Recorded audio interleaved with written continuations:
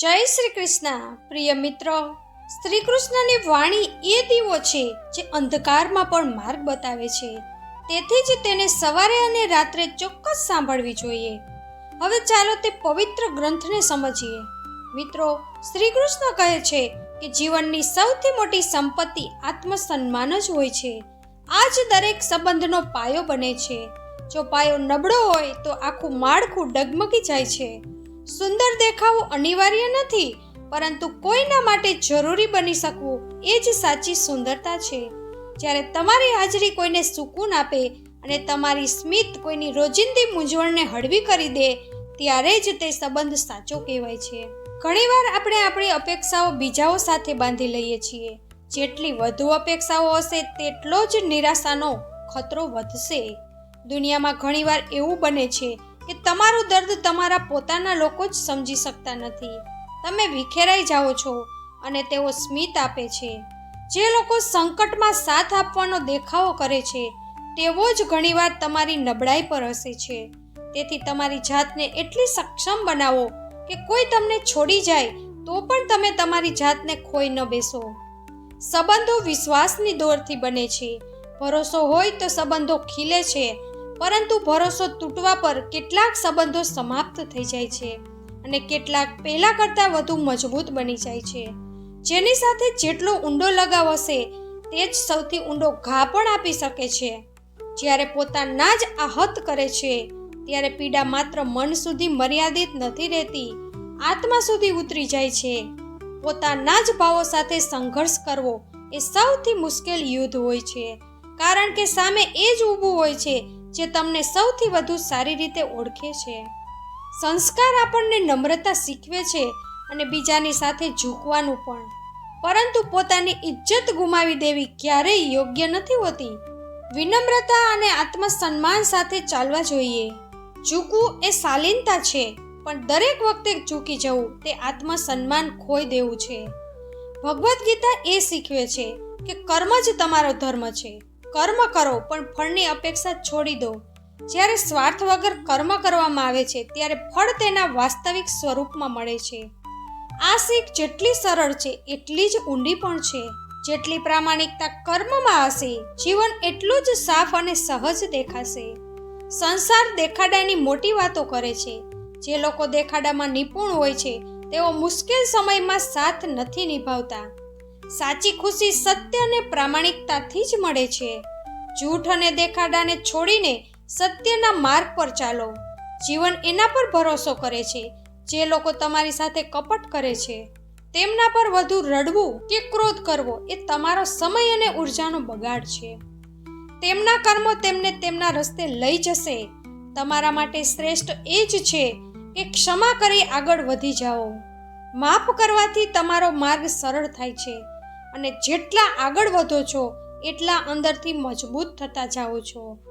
ઘણીવાર તમારે એકલા ચાલવું પડે છે. ન પરિવાર ન મિત્રો, માત્ર તમારી હિંમત અને સંકલ્પ. આવા માર્ગો પર જ સાચી ઓળખ બને છે. જ્યારે ભીડ ન હોય તો ગભરાશો નહીં. એકલા ઊભા રહેવાનો અર્થ છે તમારી આત્માને દ્રઢ બનાવવી.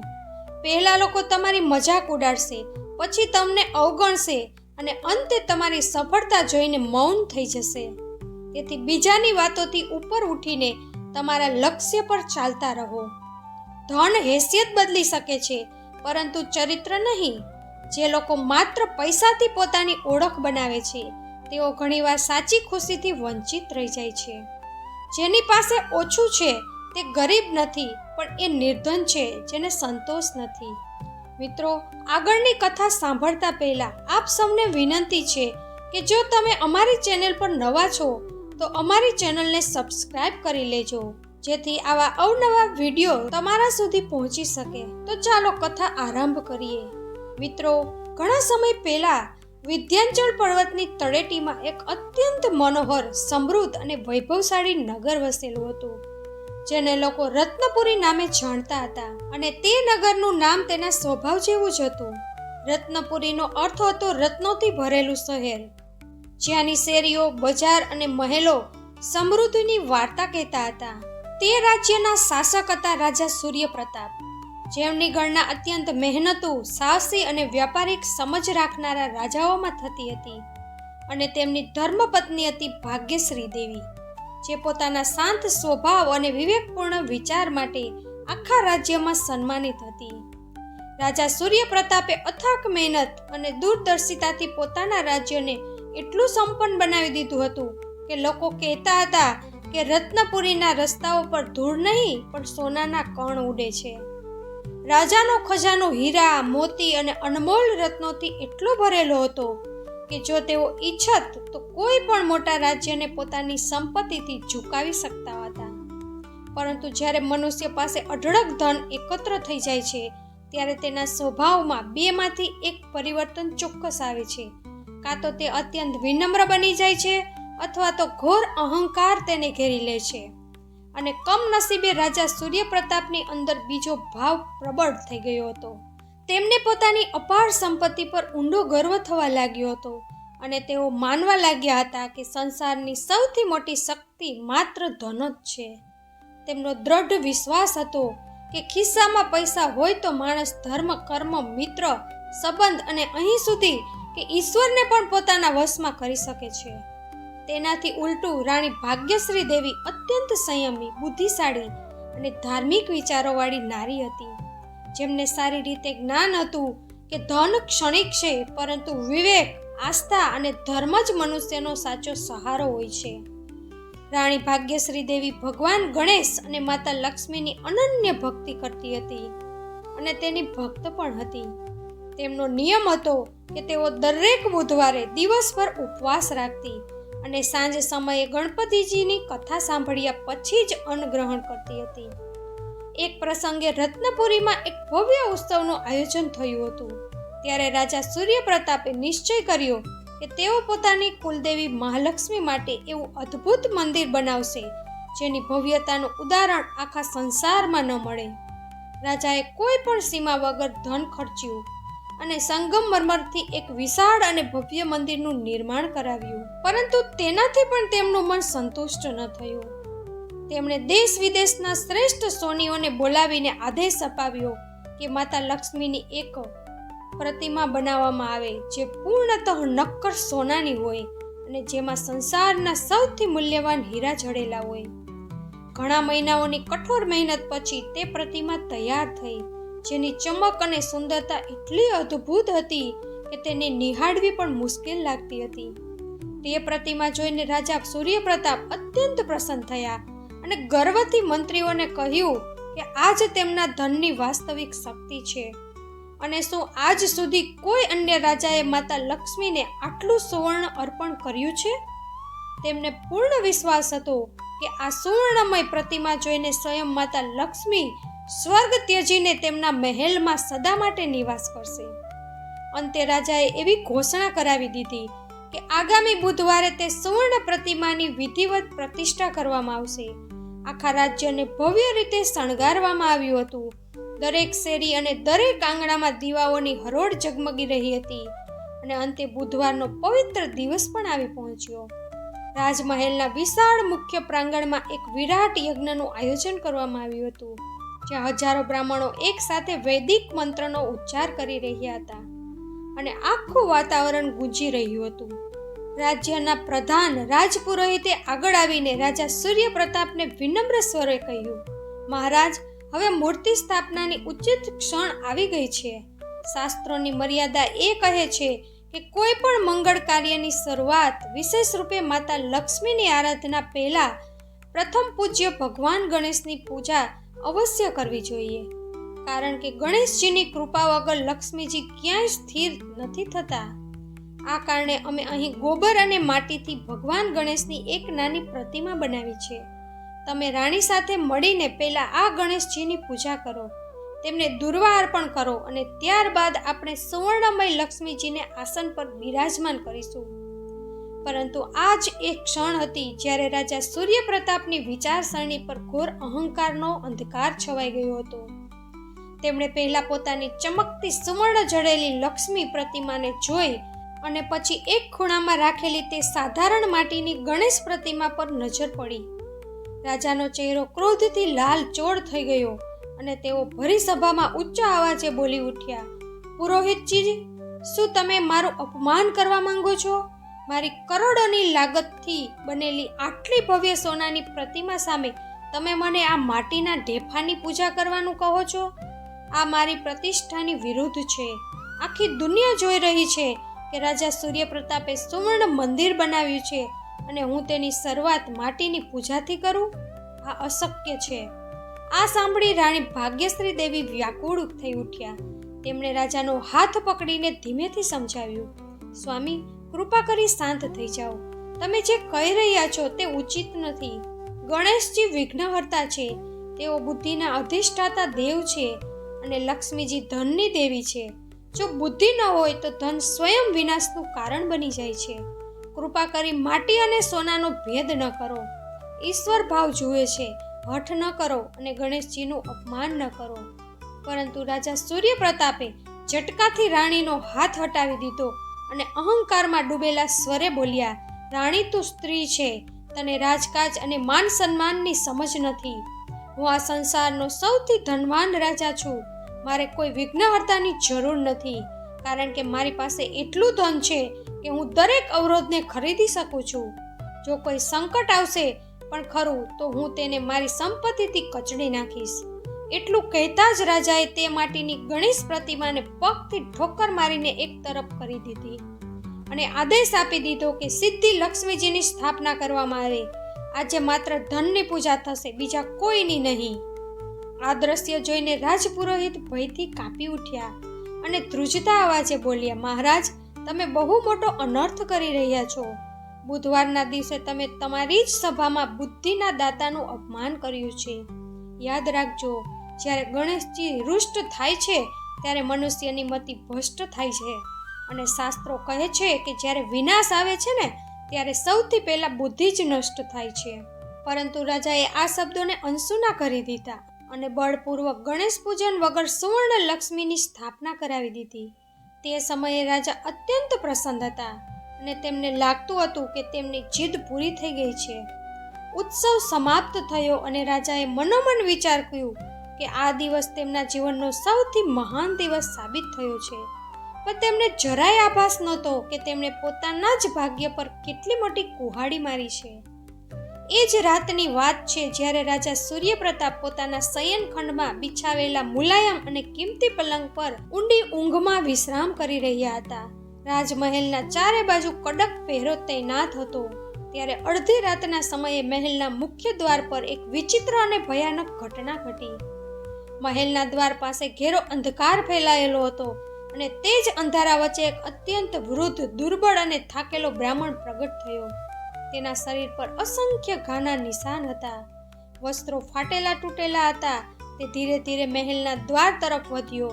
ત્યારે ચોકીદારોએ તેને રોકી લીધો અને કઠોર સ્વરે કહ્યું, એ ડોસા, ક્યાં ચાલ્યો આવે છે? આ રાજા સૂર્યપ્રતાપનો મહેલ છે.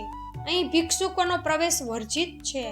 તે બ્રાહ્મણે કાંપતા અવાજે વિનંતી કરી, પુત્ર, હું બહુ ભૂખ્યો છું. જો થોડું પાણી અને વધેલી રોટલી મળી જાય તો જીવ બચી જાય. મેં સાંભળ્યું છે કે આ રાજ્યનો રાજા અત્યંત ધનવાન છે અને અહીંથી કોઈ પણ નિરાશ થઈને પાછો ફરતો નથી.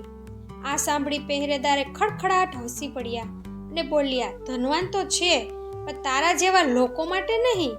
તરત જ અહીંથી નીકળી જા, નહીં તો દોરડા મારીને ચામડી ઉતારી દઈશ. ત્યારે અચાનક તે વૃદ્ધ બ્રાહ્મણ ત્યાં જ સ્થિર ઊભો રહ્યો અને તેમની આંખોમાં એક તીવ્ર ચમક ઉભરી આવી. તેણે ચોકીદારની આંખોમાં આંખ પરોવીને કહ્યું, મૂર્ખ રક્ષકો, જે ઘરના દ્વારથી ભૂખ્યો અને તરસ્યો વ્યક્તિ ખાલી હાથે પાછો ફરે તે ઘરના ભંડાર સદા માટે ખાલી થઈ જાય છે. આજે તમે માત્ર એક ભિક્ષુકને નહીં પણ તમારા રાજાના સૌભાગ્યને પણ અપમાનિત કરીને બહાર કાઢી દીધું છે. એટલું કહેતા જ તે વૃદ્ધ બ્રાહ્મણ ધુમાડાની જેમ હવામાં વિલીન થઈ ગયો. આ દ્રશ્ય જોઈ ચોકીદાર ભયથી કાંપવા લાગ્યા અને સમજી ગયા કે તે કોઈ સાધારણ મનુષ્ય નહોતો. તેઓ ગભરાઈને રાજાને સૂચના આપવા માટે અંદર દોડ્યા, પણ મહેલની અંદર તો એક બીજી પણ અંધારી ઘટના ઘટી રહી હતી. રાજા સૂર્યપ્રતાપ ઊંઘમાં હતા ત્યારે તેમને સ્વપ્નમાં કોઈ સ્ત્રીના કરુણ રોદનનો અવાજ સંભળાયો. રાજાએ સ્વપ્નમાં જ પૂછ્યું, તું કોણ છે અને મારા મહેલમાં કેમ રડે છે?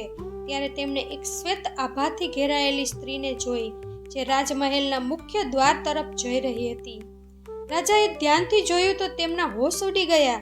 તે બીજું કોઈ નહીં પણ સ્વયં રાજલક્ષ્મી હતી. તેમના શરીર પરથી આભૂષણો પડતા જઈ રહ્યા હતા. રાજા સૂર્યપ્રતાપે વ્યાકુળ થઈને પૂછ્યું, હે દેવી, તમે તો મારી કુલ લક્ષ્મી છો. મેં આજે જ તમારા માટે સુવર્ણથી ભવ્ય મંદિર બનાવ્યું છે. તમે મને છોડીને ક્યાં જઈ રહ્યા છો? ત્યારે રાજલક્ષ્મીએ પાછળ વળીને તેમની તરફ જોયું. તેમની આંખોમાં આંસુ હતા અને તેમણે કહ્યું, અજ્ઞાની સૂર્યપ્રતાપ, હું ત્યાં એક ક્ષણ પણ રોકાઈ શકતી નથી જ્યાં મારા પુત્ર ગણેશનું અપમાન થયું હોય. તે તારા સુવર્ણના અહંકારમાં બુદ્ધિ અને શુભતાને ઠુકરાવી દીધી છે. યાદ રાખ, ગણેશ આધાર છે અને હું ભવન છું. જ્યારે આધાર જ તૂટી ગયો તો ભવન કેવી રીતે ટકશે? હું જઈ રહી છું અને મારી સાથે તારો સમસ્ત વૈભવ પણ જઈ રહ્યો છે. રાજા કરગરવા લાગ્યા, પણ લક્ષ્મીજી મહેલના મુખ્ય દ્વારથી બહાર નીકળી ગઈ. તે જ ક્ષણે એક જોરદાર ધડાકા સાથે રાજાની ઊંઘ ઉડી ગઈ અને બહારથી ચીસો સંભળાતી હતી, આગ, આગ, બચાવો! આ શબ્દો સાંભળતા જ રાજા સૂર્યપ્રતાપ ગભરાઈને પલંગ પરથી ઉછળી પડ્યા. રાણી ભાગ્યશ્રી દેવીની પણ ઊંઘ ઉડી ગઈ. બહારનું દ્રશ્ય જોઈને તેમના પગ નીચેથી જમીન સરકી ગઈ, કારણ કે મહેલના એ જ ઈસ્સામાં ભયાનક આગ ભભૂકી રહી હતી, જ્યાં રાજકોષ અને હાલમાં જ નિર્મિત સુવર્ણ મંદિર હતું. રાજા વ્યાકુળ થઈને તે તરફ દોડ્યા. સૈનિકો પાણી છાંટતા હતા, પણ તે અગ્નિ સામાન્ય નહોતી. પળવારમાં રાજાની આંખો સામે વર્ષોની મહેનતની સંપત્તિ રાખમાં બદલવા લાગી. જે સુવર્ણ પ્રતિમા પર રાજાને ગર્વ હતો તે પણ પીગળીને કાળી પડી ગઈ હતી. આગ એટલી ઝડપથી ફેલાઈ રહી હતી કે મંત્રીએ આવીને રાજાનો હાથ પકડ્યો અને કહ્યું, મહારાજ, જલ્દી નીકળવું પડશે. આગ શયનખંડ તરફ વધી રહી છે. રાજા પોતાની જીવનભરની કમાણીને નષ્ટ થતી જોઈ જમીન પર બેસી ગયા. ત્યારે રાણીએ હિંમત બતાવી અને કહ્યું, સ્વામીજી, જીવ રહેશે તો ફરી બધું શક્ય છે. ચાલો અહીંથી નીકળીએ. કોઈ રીતે રાજા રાણી પહેરેલા કપડામાં જ પાછલા દ્વારેથી બહાર નીકળ્યા અને તેમના બહાર આવતા જ તે ભવ્ય મહેલ ધરાશાય થઈ ગયો. સવારે સૂરજ ઉગ્યો, પણ રાજા સૂર્યપ્રતાપના જીવનમાં અંધકાર છવાઈ ગયો હતો. જે રાજા કાલે સોનાના પાત્રોમાં ભોજન કરતા હતા, તે આજે રસ્તા પર અસહાય ઊભા હતા.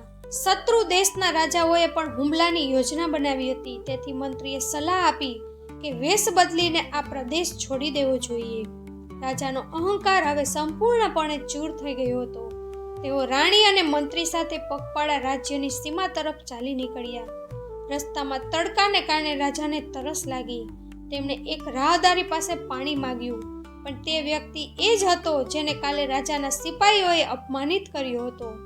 તેણે રાજાને પાણી આપવાની ના પાડી દીધી. તે ક્ષણે રાજાને પોતાની ભૂલનો પસ્તાવો થયો. રાણીએ સમજાવ્યું કે આ ગણેશજીનો કોપ છે.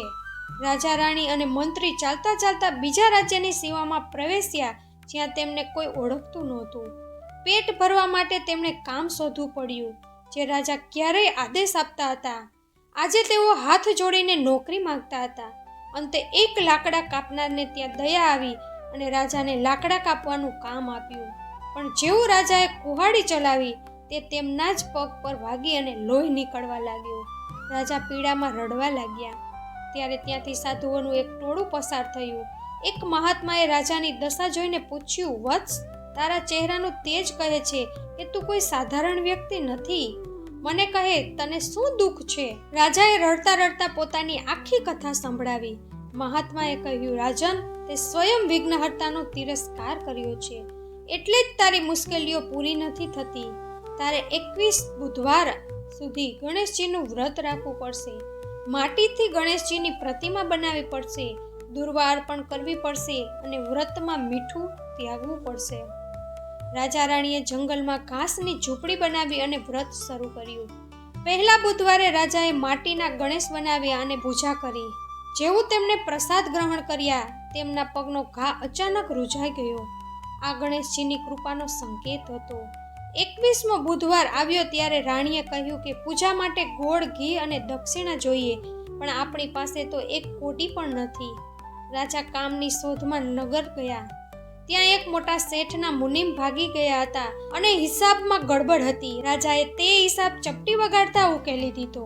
શેઠે પ્રસન્ન થઈને રાજાને પૂજાની સામગ્રી, વસ્ત્રો અને સોનામહોરો આપ્યા, પણ રાજાએ માત્ર પૂજા માટે જરૂરી વસ્તુઓ જ લીધી. સાંજે પૂજા પછી જ્યારે રાજા રાણી આરતી કરતા હતા ત્યારે બહાર ઘોડાઓના અવાજ સંભળાયા. સેનાપતિ આવીને રાજાના ચરણોમાં પડી ગયો. તેણે કહ્યું, મહારાજ, ક્ષમા કરો. જે શત્રુ રાજાએ તમારું રાજ્ય લીધું હતું તે ગણેશજીના કોપથી પાગલ થઈ ગયો છે. આખું નગર ઉજ્જડ થઈ ગયું છે. પ્રજા તમને પાછા લેવા માંગે છે. રાજા રાણી સન્માન સાથે પાછા ફર્યા. જોયું તો મહેલ તો બળી ગયો હતો. રાજાએ કહ્યું કે આપણે ઝૂંપડીમાં રહીશું પણ પ્રજાની સેવા કરીશું. જ્યારે કાટમાળ સાફ થતો હતો ત્યારે જમીનની અંદરથી એક ગુપ્ત ભોંયરું મળ્યું, જેમાં પૂર્વજોનો અઢળક ખજાનો સુરક્ષિત હતો. રાજાએ તે ખજાનામાંથી પહેલા ગણેશજીનું ભવ્ય મંદિર બનાવ્યું. પડોશી રાજા કાલકેતુએ ફરી હુમલો કર્યો, પણ રાજા સૂર્ય પ્રતાપે લડાઈ કરવાને બદલે બુદ્ધિથી કામ લીધું અને કાલકેતુને તેના જ લોભમાં ફસાવીને બંદી બનાવી દીધો અને તેને ફરી ક્યારેય હુમલો ન કરવાનું વચન લીધું. ત્યારબાદ રાજ્યમાં રોગચાળો ફેલાયો. ત્યારે ગણેશજી બાળકના વેશમાં આવ્યા અને રાજાની સૌથી પ્રિય વસ્તુ માંગી.